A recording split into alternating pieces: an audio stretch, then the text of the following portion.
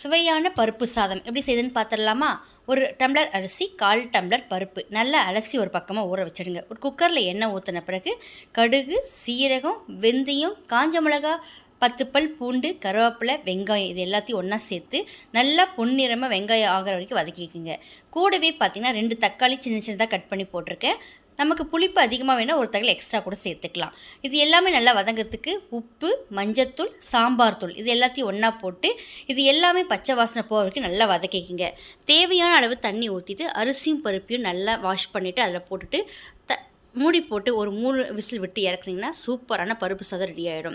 நம்ம ஸ்டார்டிங்லேயே நெய் ஊற்றி கூட செய்யலாம். பட் நான் எப்போவுமே பருப்பு சாதம் ரெடி பண்ணி இறக்கிட்டு அதுக்கப்புறமா நெய்யை ஊற்றி கிளறுவேன். ஸோ சூப்பராக இருக்கும்.